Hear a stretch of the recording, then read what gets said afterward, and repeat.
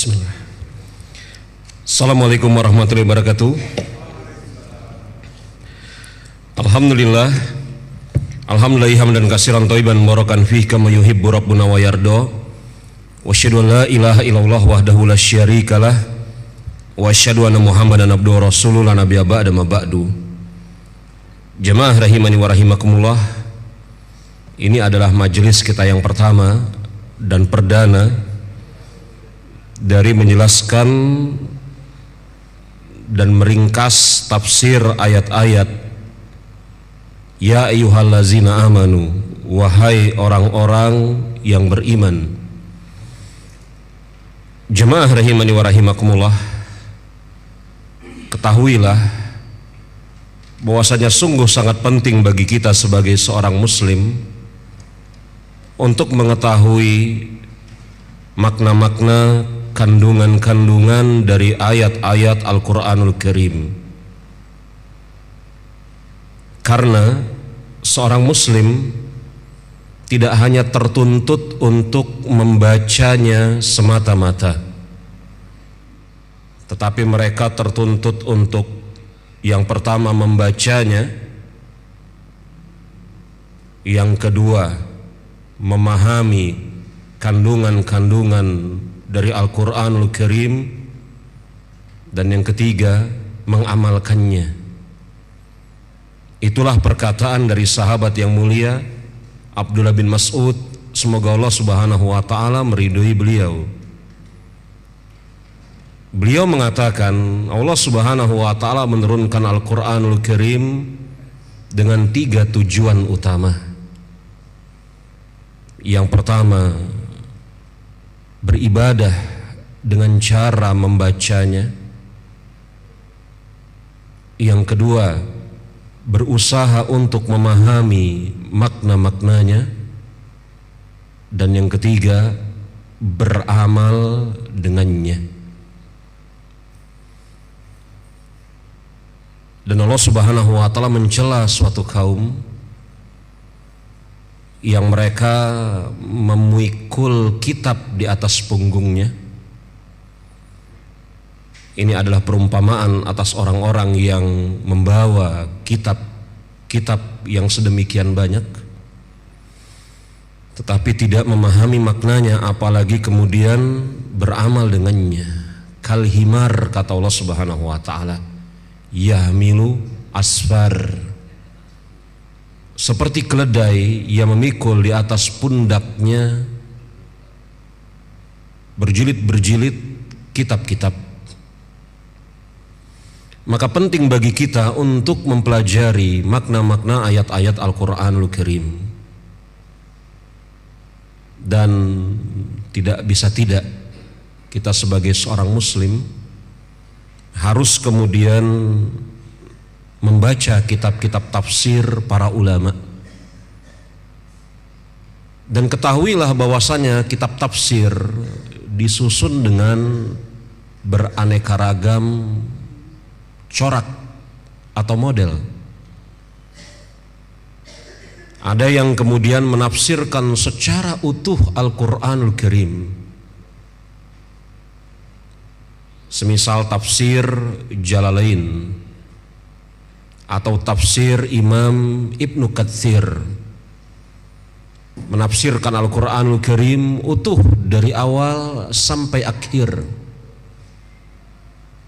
Ada juga yang kedua, inilah yang kedua, yang lebih condong kepada satu aspek dari Al-Quranul Karim.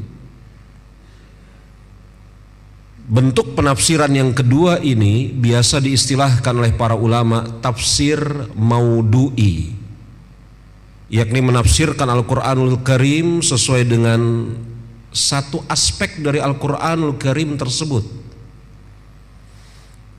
Ada yang menafsirkan Al-Quranul Karim dari segi apa?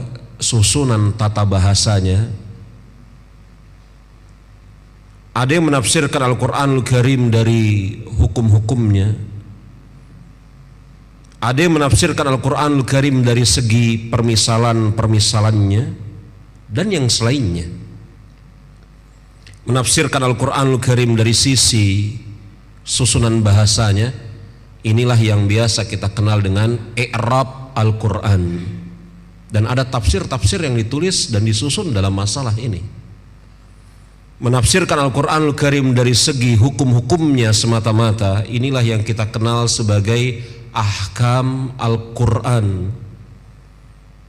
Dan Imam Syafi'i punya kitab tafsir ahkam Al-Quran sebagaimana diriwayatkan oleh Imam Al-Baihaqi. Ada pula yang menafsirkan Al-Quranul Karim dari sisi yakni apa? Keindahan-keindahannya, permisalan-permisalannya, amsal Al-Quran. Dan apa yang kita akan pelajari insyaallah ta'ala setiap Senin malam ba'da maghrib sampai Isya, ini adalah corak yang kedua mempelajari Al-Quranul Karim tafsir secara maudu'i, yakni satu corak dari penafsiran Al-Quranul Karim khususnya ayat-ayat yang dimulai dengan ya ayyuhallazina amanu, wahai orang-orang yang beriman. Yang ayat-ayat ini terdapat di dalam Al-Quranul Karim 89 kali penyebutannya. 89 kali penyebutannya. Sebenarnya 92 kali. Tetapi ya, kenapa menjadi 89? Yang 3 kemana? Yang 3 tersebut itu kandungannya mirip atau hampir sama dengan ayat-ayat yang lain. Atau kalau mau saya bahasakan secara lugas, 89 kali tanpa pengulangan. Kalau dengan pengulangan 92 kali. Sungguh jumlah yang tidak sedikit, di mana Allah Subhanahu wa taala memanggil orang-orang yang beriman, dan khitab yang dimaksud khitab di sana adalah atas siapa ayat tersebut tertuju.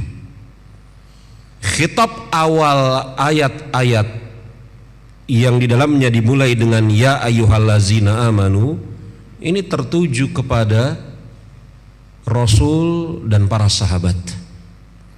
Wahai orang-orang yang beriman, karena tidak ada orang-orang yang beriman pada saat itu, yakni pada saat Al-Quranul Karim diturunkan, kecuali Rasul dan para sahabat.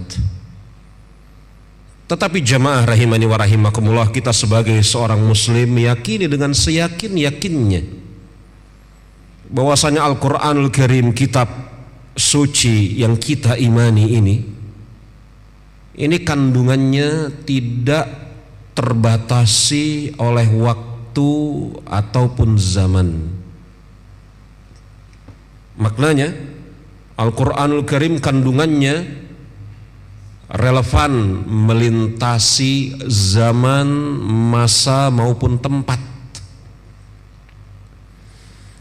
Ada suatu kaidah di dalam pembicaraan ilmu tafsir yang dikatakan oleh para ulama, al-ibrah bi ummumil lafzi la bi khususis sababi. Pelajaran yang dipetik dari ayat-ayat Al-Quranul Karim itu dari keumuman lafadznya, bukan dari sebab turunnya ayat tersebut dengan sebab apa. Betul, memang ya ayyuhallazina amanu tertuju kepada generasi para sahabat, tetapi bukan berarti berhenti kepada mereka saja, tetapi juga berlaku untuk seluruh kaum muslimin. Buktinya apa? Buktinya seorang sahabat yang bernama Abdullah bin Mas'ud, semoga Allah Subhanahu wa taala meridhai beliau. Beliau berkata kepada para tabi'in, dan untuk Anda ketahui jemaah rahimani wa rahimakumullah, para tabi'in, yakni generasi setelah para sahabat, mereka tidak ada satupun yang hidup ketika Al-Quranul Karim Allah Subhanahu wa Ta'ala turunkan kepada Rasulnya. Karena sebagaimana yang kita maklumi, yang namanya tabi'in adalah orang-orang yang beriman kepada Rasulullah Sallallahu Alaihi Wasallam, wafat dalam keadaan beriman, bertemu dengan para sahabat, dan tidak pernah bertemu dengan Rasulullah. Tapi apa kata Abdullah bin Mas'ud, semoga Allah Subhanahu wa Ta'ala meridhoi beliau? Beliau mengatakan, sebagaimana Anda bisa lihat dan di hadapan kita, alhamdulillah telah ada yakni apa? Versi PDF atas buku yang hendak kita pelajari ini. Abdullah bin Mas'ud radhiyallahu anhu berkata kepada para tabi'in, sebagaimana Anda bisa lihat di halaman yang kedua, paragraf terakhir. Apa kata Abdullah bin Mas'ud radhiyallahu anhu? Saya bacakan secara lengkap. Seseorang pernah berkata kepada Abdullah bin Mas'ud, wahai Abdullah, beritahukanlah kepadaku, yakni beritahukanlah faidah ilmu kepada diriku, khususnya terkait dengan Al-Quranul Karim. Apa kata Abdullah bin Mas'ud, semoga Allah Subhanahu wa Ta'ala meridhoi beliau? Beliau mengatakan, jika kamu mendengar firman Allah Subhanahu wa Ta'ala, ya ayyuhallazina amanu, maka siapkanlah pendengaranmu, karena sesungguhnya setelah itu ada panggilan yang menyeru kepada kebaikan untuk dikerjakan dan melarang dari suatu keburukan untuk ditinggalkan. Ini ucapan siapa? Abdullah bin Mas'ud, semoga Allah Subhanahu wa Ta'ala meridhoi beliau, yang beliau menjawab pertanyaan seorang tabi'in. Yang tabi'in bertanya, meminta faidah kepada Abdullah bin Mas'ud, berikanlah kami faidah. Ibnu Mas'ud mengatakan, jika kalian mendengar ya ayyuhallazina amanu, maka siapkanlah telingamu. Maka setelah lafaz ya ayyuhallazina amanu, kata Ibnu Mas'ud, akan datang perintah untuk kalian kerjakan, yang apabila kalian mengerjakannya akan mendatangkan kebaikan atas kalian.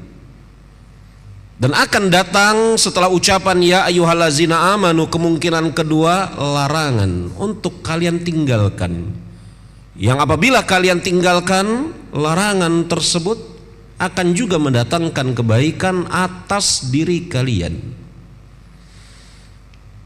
Lihat bagaimana Abdullah bin Mas'ud memahami bahwasanya lafaz ya ayyuhallazina amanu, wahai orang-orang yang beriman, tidak terputus khitabnya ditujukan kepada para sahabat semata-mata, tetapi juga berlaku untuk para tabi'in, berlaku juga untuk tabi'ut tabi'in, berlaku untuk siapa? Seluruh kaum muslimin sampai hari kiamat. Jemaah rahimani wa rahimakumullah, ketahuilah bahwasanya panggilan di dalam Al-Quranul Karim, Allah Subhanahu wa Ta'ala sering mempergunakan harfun niddah, yakni huruf-huruf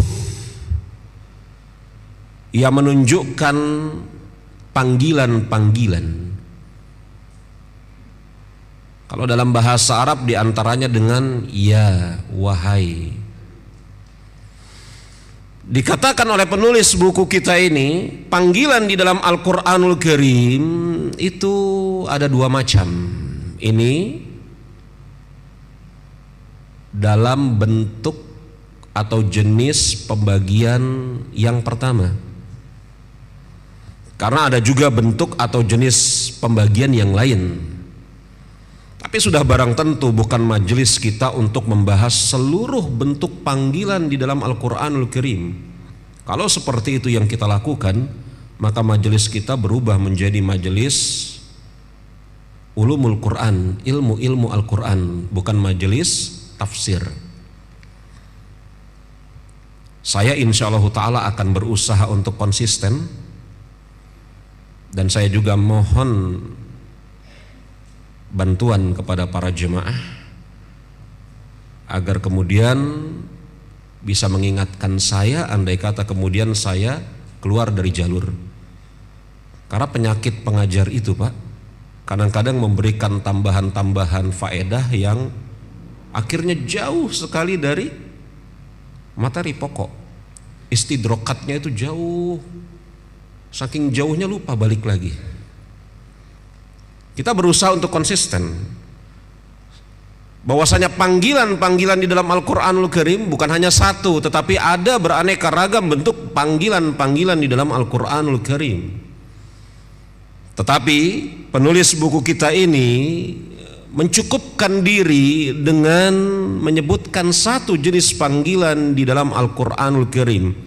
Yang pertama niddatul amah, dan yang kedua niddatul khossah. Sebagaimana Anda bisa lihat di halaman yang ketiga paling atas. Niddatul amah yakni panggilan umum. Niddatul khossah panggilan khusus. Dari perkataan umum dan khusus kita sudah mendapatkan satu gambaran bahwasanya pada umumnya ketika dikatakan itu adalah panggilan khusus,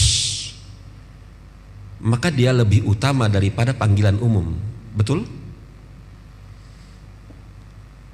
Kapan ada sesuatu yang khusus tidak lebih utama dibanding sesuatu yang umum? Hampir-hampir nggak ada. Kita sama-sama mengetahui kelas VVIP sudah very pula ditambahkan dengan important person, dia lebih tinggi daripada kelas VIP. Betul? Kelas VIP lebih tinggi daripada kelas, dan seterusnya. Nah, inilah panggilan umum, panggilan khusus. Panggilan umum contohnya ya ayuhan nas, itu panggilan umum. Wahai seluruh manusia. Jadi siapa saja yang merasa berjenis manusia masuk ke dalam khitab panggilan ini. Siapa saja, baik itu laki-laki, perempuan,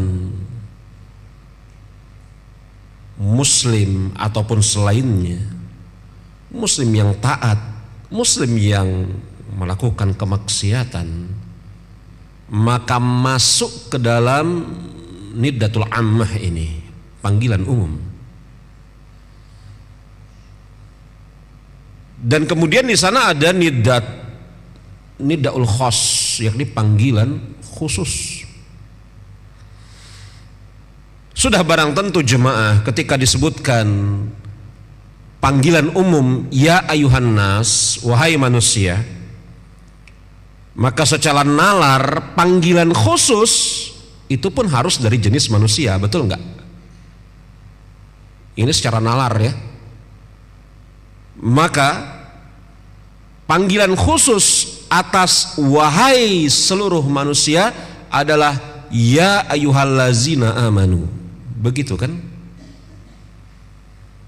Kan kalau pakai ilmu logika, kalau panggilan umumnya wahai manusia, sedangkan panggilan khususnya yang disebut bukan dari jenis manusia, maka secara nalar logika ini berantakan. Ya enggak. Maka artinya apa? Wahai orang-orang yang beriman, mereka adalah orang-orang yang khusus dari kebanyakan manusia. Seperti ya ayuhan nabi, wahai para nabi. Nabi di sini panggilan umum atau panggilan khusus jemaah? Apa jawabannya? Bisa khusus, bisa umum. Kapan ya ayuhan nabi menjadi khusus? Ketika disandingkan dengan ya ayuhan nas atau ya ayuhallazina amanu. Betul? Ya ayuhan nabi, wahai para nabi, akan menjadi panggilan khusus kapan? Ketika disandingkan dengan wahai orang-orang yang beriman, karena sudah barang tentu tidak terbayang, mustahil ada seorang nabi tidak beriman.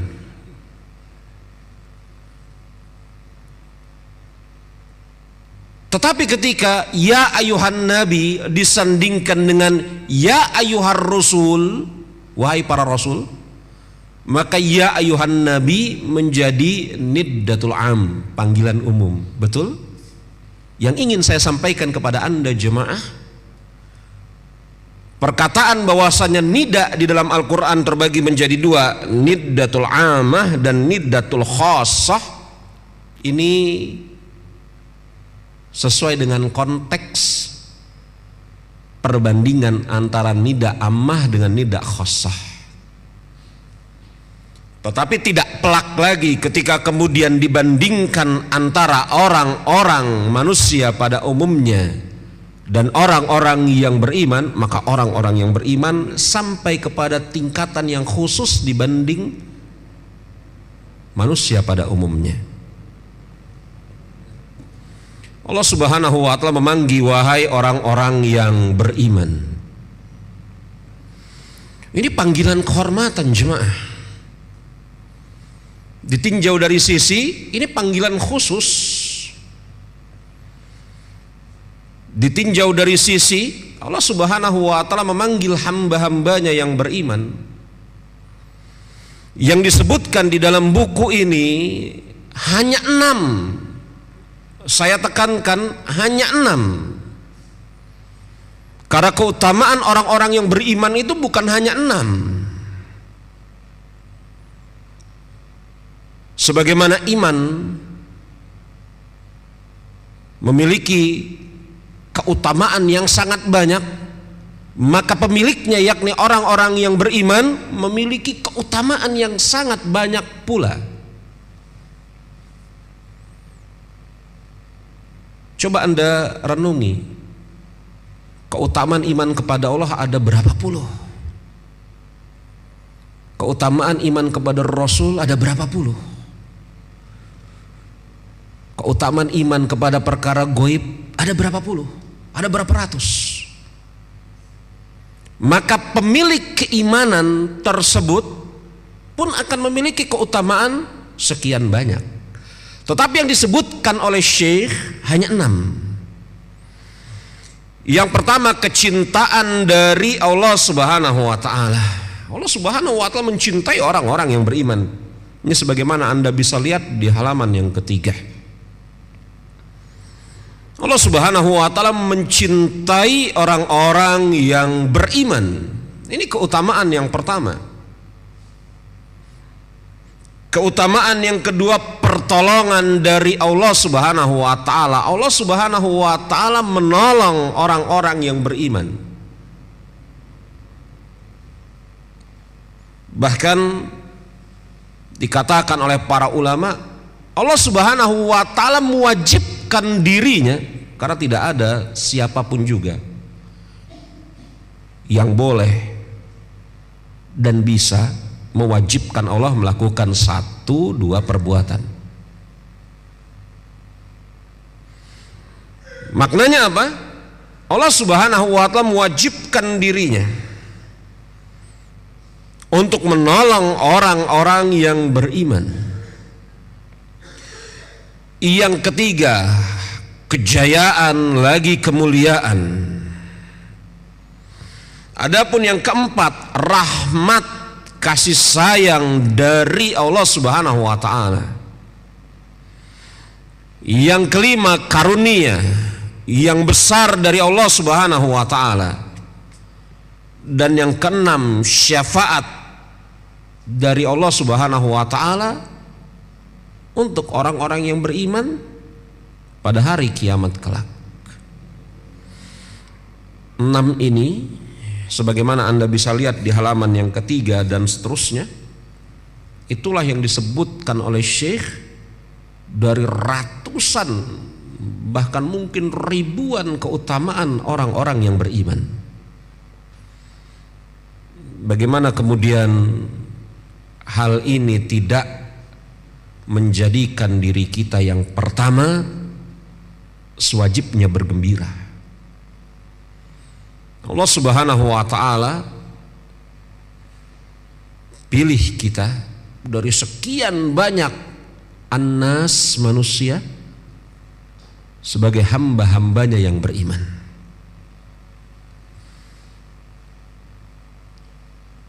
Wajib kita bergembira.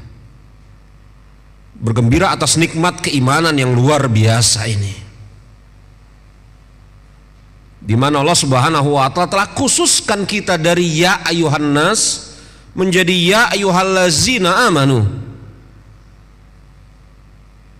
Kita wajib bergembira. Adapun yang kedua, jemaah rahimani wa rahimakumullah, sebagaimana keyakinan Ahlus Sunnah wal Jamaah bahwasanya iman itu bertambah dan berkurang, bertambah dengan ketaatan, berkurang dengan kemaksiatan. Insya Allah ini maklum. Dan apabila kita padukan dengan ucapan Abdullah bin Mas'ud radhiyallahu anhu, yang beliau mengatakan, apabila kalian mendengar ayat-ayat ya ayyuhallazina amanu, siapkanlah pendengaranmu. Setelahnya datang perintah untuk dikerjakan, datang larangan untuk ditinggalkan. Maka atas siapa yang mengerjakan banyak perintah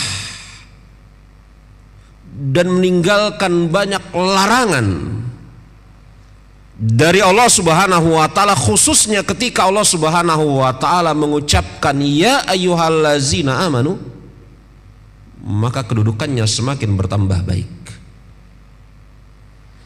Karena keimanan manusia bertingkat-tingkat. Tidak sama orang yang banyak mengumpulkan kebaikan dan sedikit mengerjakan kemaksiatan dengan orang yang banyak mengerjakan kemaksiatan, sedikit melakukan kebaikan. Dan yang menakjubkannya ucapan Abdullah bin Mas'ud radhiyallahu anhu, beliau mengatakan sekali lagi setelah lafadz ya ayyuhallazina amanu, maka akan datang perintah untuk kalian kerjakan dan akan datang larangan untuk kalian tinggalkan. Jemaah, dua hal ini yang harus ada pada diri kita. Merasa bergembira karena Allah Subhanahu wa taala telah khususkan diri kita dari kebanyakan manusia. Dan yang kedua, berusaha bersungguh-sungguh untuk mengumpulkan amal-amal yang diperintahkan dan meninggalkan amal-amal yang dilarang. Kita tinggalkan dahulu pembicaraan amal yang diperintahkan itu wajib atau sunnat. Amal yang dilarang itu haram atau sekedar makruh. Karena memang setelah ada lafadz ya ayyuhallazina amanu, terkadang ada perintah yang tidak bersifat wajib.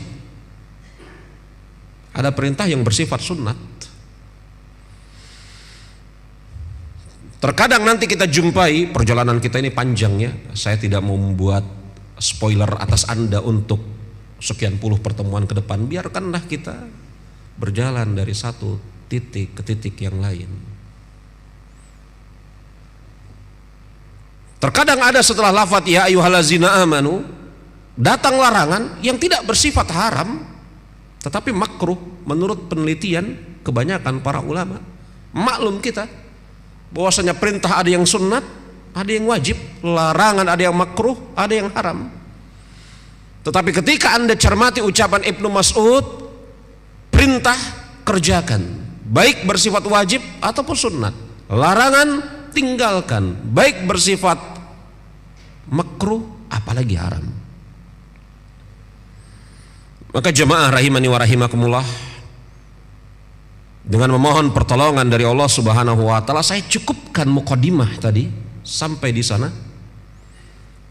Mungkin nanti ada hal-hal yang penting yang akan kita tambahkan insyaallah taala terkait dengan pembahasan-pembahasan ini ketika kita membahas satu persatu dari ayat-ayat tersebut.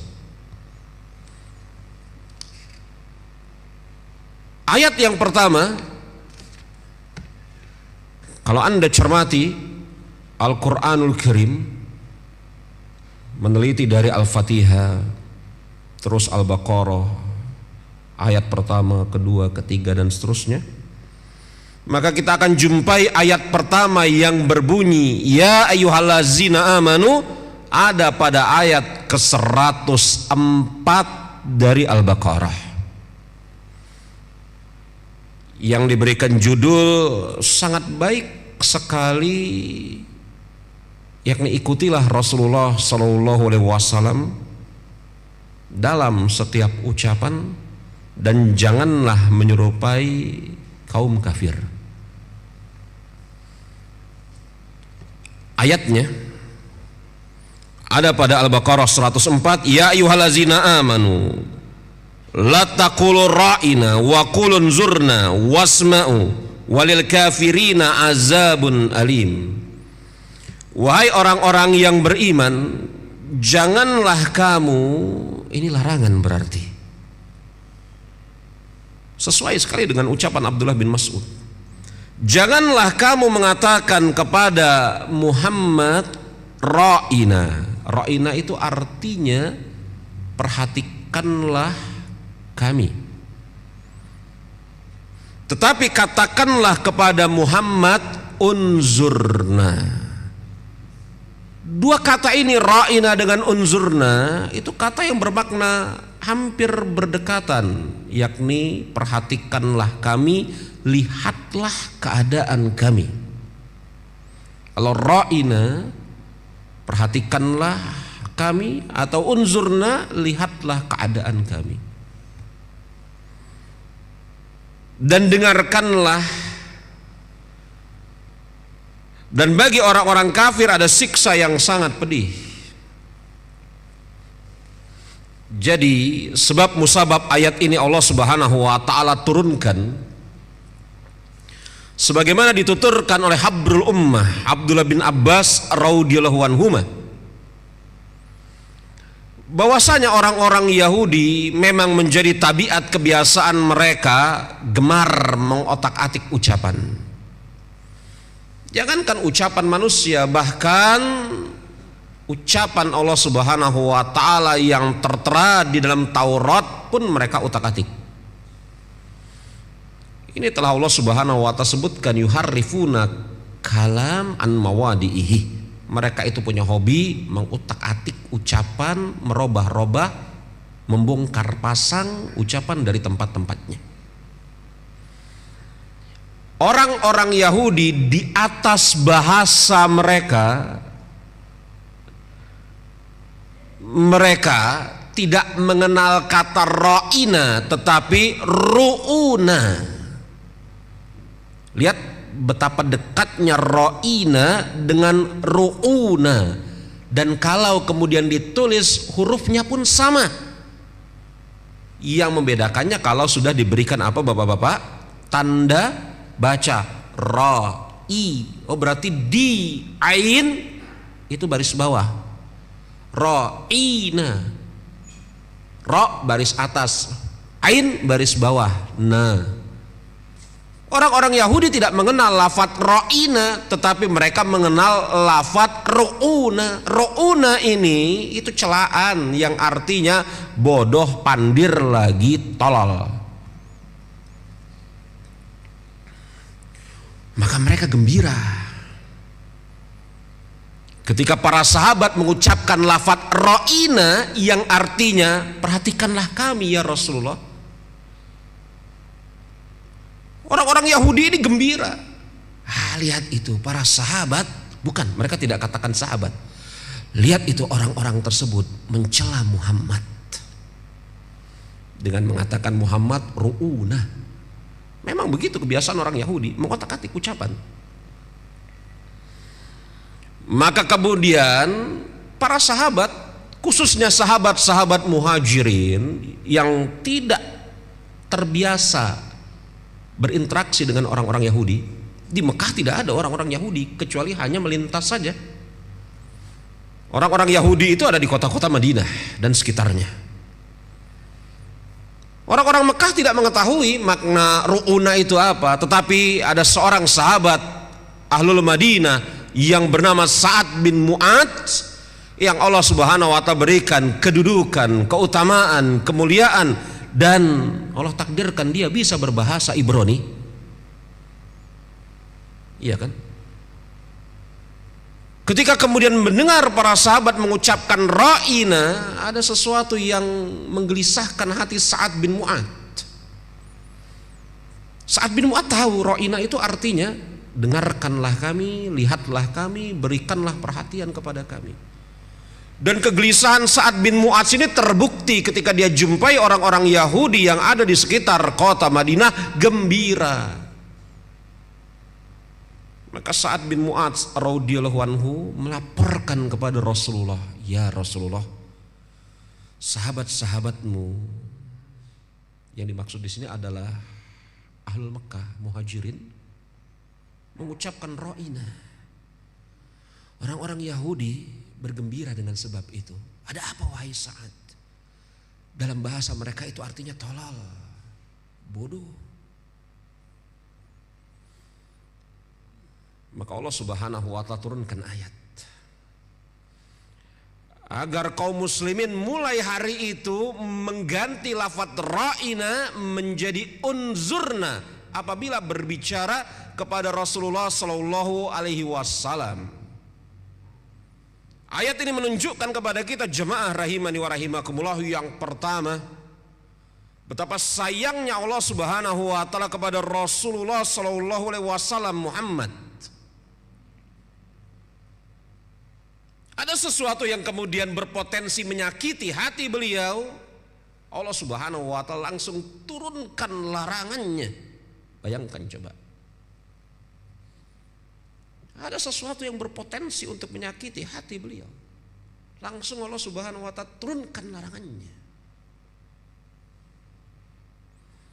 Ayat ini menunjukkan kepada kita jemaah rahimani wa rahimakumullah, tabiat kebiasaan orang-orang Yahudi bermain-main dengan kata-kata, merubah-rubah ucapan. Rasul berjalan bersama Aisyah, lewat orang Yahudi mengucapkan assalamualaikum dengan suara yang dilirihkan, yang artinya assam, mudah-mudahan engkau mati wahai Muhammad dengan sebab keracunan ataupun yang lain. Atau assam artinya mudah-mudahan engkau binasa. Rasul membalas ucapan orang Yahudi itu dengan mengucapkan waalaikum. Aisyah mengatakan kepada Rasulullah, ya Rasulullah, bukankah engkau mendengar ucapan orang Yahudi tersebut? Apa wahai Aisyah? Mereka bukan mengucapkan assalamualaikum, tetapi assalamualaikum. Lihat itu, dirubah-rubah.